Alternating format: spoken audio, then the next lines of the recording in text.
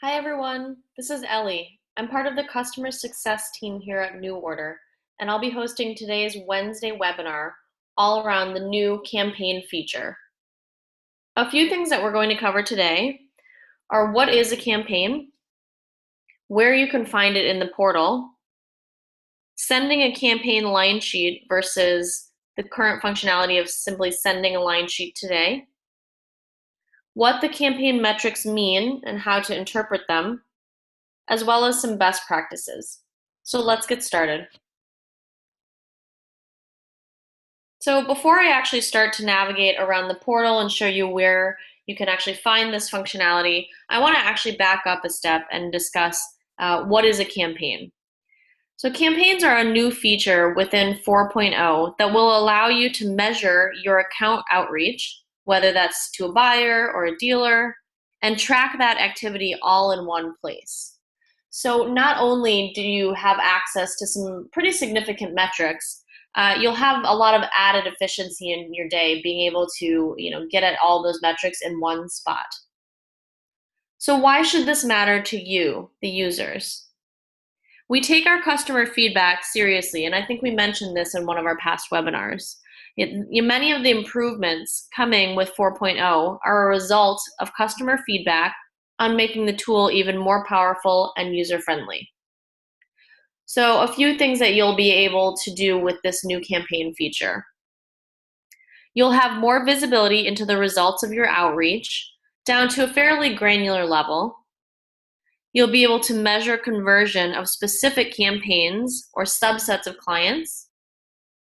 And you'll be able to truly understand your key ROI drivers, what's working and what's not working. So let's first talk about where you can find this functionality in the portal. So as a quick navigational note, I'm in the products gallery here. If I open this pop-out tray, this is similar, to the current environment with all of the tabs and kind of the workspaces here. And you can access line sheets and custom lists from here, but I'm actually going to start out in the products gallery because I can also access them here. So if I click into line sheets, and I'll just open up one of these. As a reminder, here's all the products that live in my footwear line sheet. So you'll notice this send button up here. So this kind of actually takes the place of the envelope icon that exists today. So if I click on send, it actually opens up a new campaign for me. And really, kind of the nice thing about this is that it's defaulting to whatever line sheet or custom list you happen to be inside. So if I open this, I can always change this, that's fine, but it's nice because it actually defaults to where you're at. You'll go ahead and name this campaign. And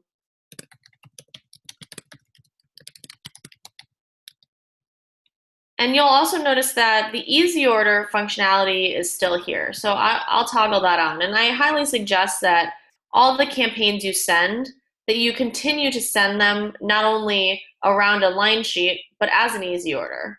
That's really where we see that lift in conversion and that lift in business when you send that live link to your buyer or dealer's inbox. Down here, you'll enter your recipients. And if I just start typing, a list of recipients will come up here. And I can enter as many as I want. And I can also enter a smart group into the recipient field here. And we're not going to go over smart groups today, and we touched on it a bit, but we'll go over that in a future session. But just as a reminder, smart groups are essentially a distro list, right? A distribution list based on some attribute in your customer data.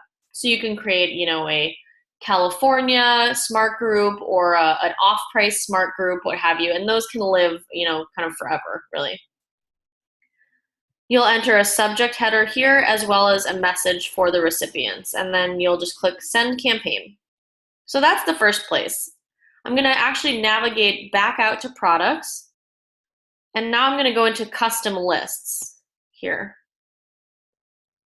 Again, as a reminder, custom lists are now taking the place of recommendations in NuORDER 4.0.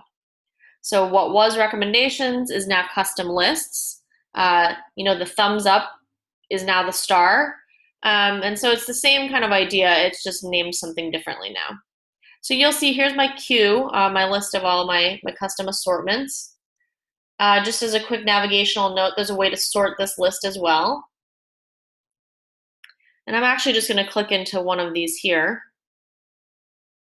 And this looks familiar, right? This looks, like our line sheets. It's just a custom list, so a custom assortment.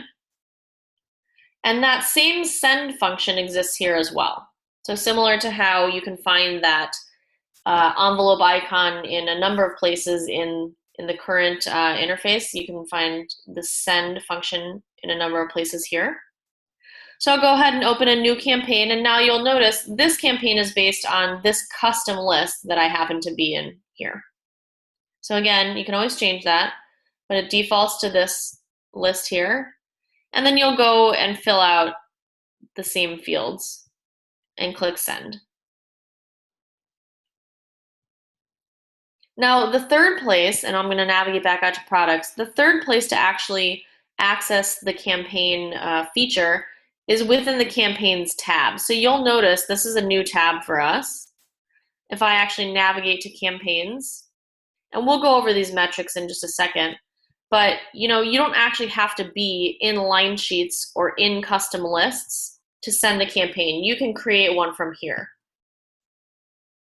And again, this is the exact same template. I'll start to fill out my information. I'll decide, maybe I want to create one against the top 20 bestsellers, add my recipients and my messaging, and send. So those are the three areas that you can access the campaigns within the portal. So now that we're actually in the campaigns tab here, I want to talk about this queue, all your kind of past campaign activity. Again, as a navigational note, you can sort this list, and this kind of looks like the orders tab, right? So you can there's similar ways to sort this list just as you do the orders tab. So here I have a campaign around bestsellers. I have one around fall, etc. And there's some high-level metrics, in this kind of snapshot view here or bird's eye view here, just so you can kind of have a quick view of the campaigns as some of these numbers change, as well as some other, important info. What line sheet or list this is based on, who created it, and then when it was sent. So I'm just going to click into this here.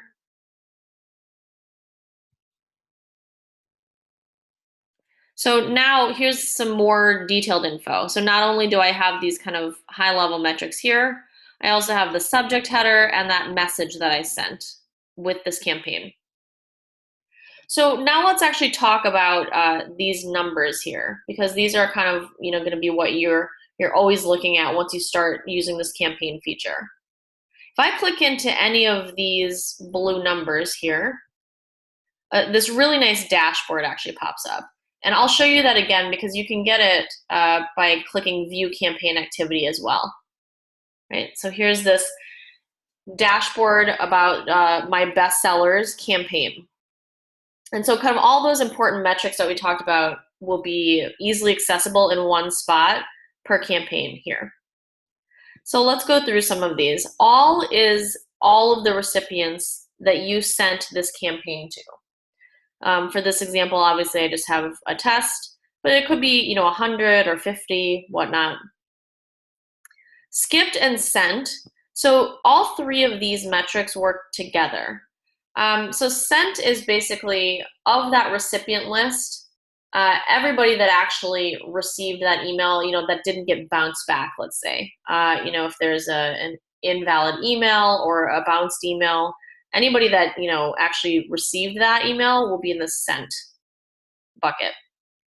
And then skipped is just the difference between the two.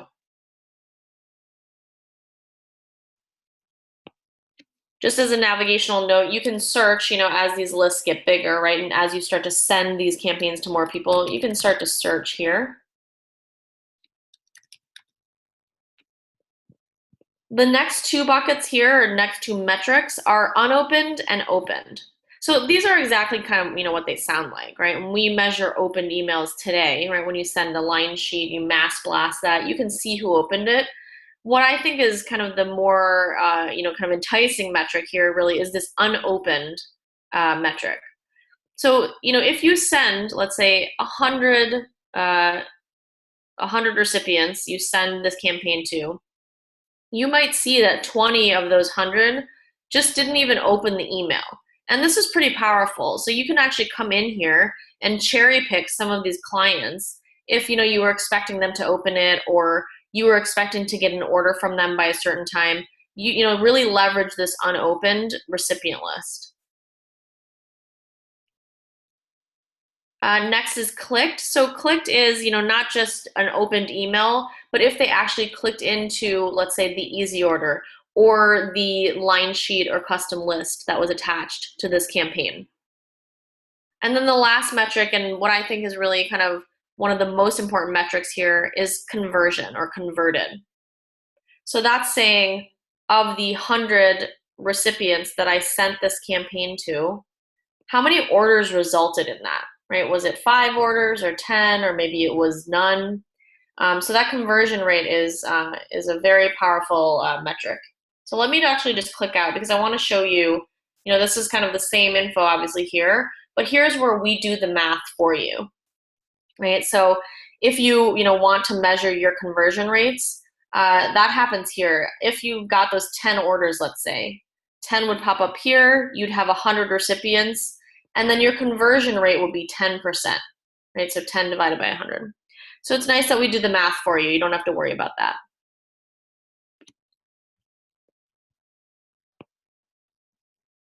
Okay, so the last thing I really want to cover off on today is best practices with this campaign feature. So, these will be similar to kind of our best practices today with the share functionality, but with some enhancements.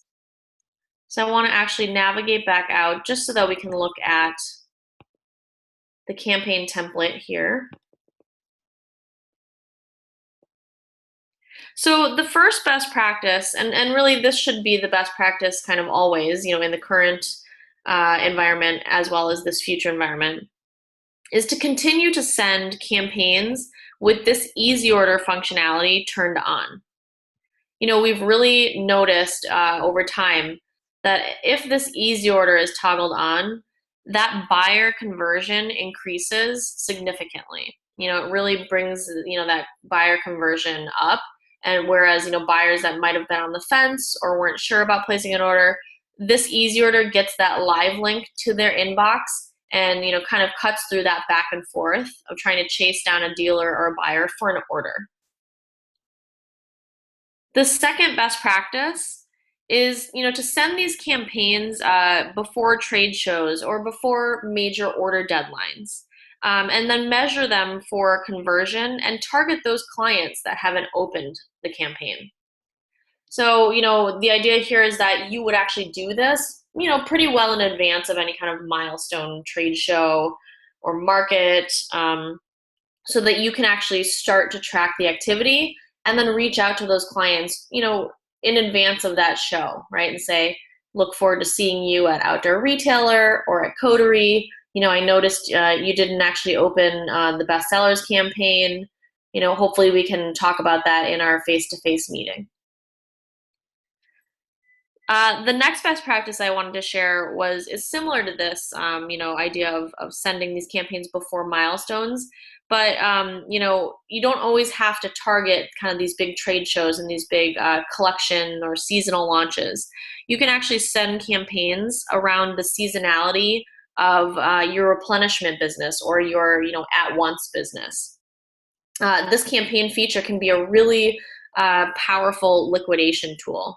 Right, so follow the seasonality of your own business to target times of when you want to blast out these campaigns with like an easy order functionality turned on, and start to measure that conversion rate. And then the last best practice, and what I think is kind of a really exciting prospect within this campaign feature, is to start running some tests and start testing out which products really give you that lift in business that you're looking for.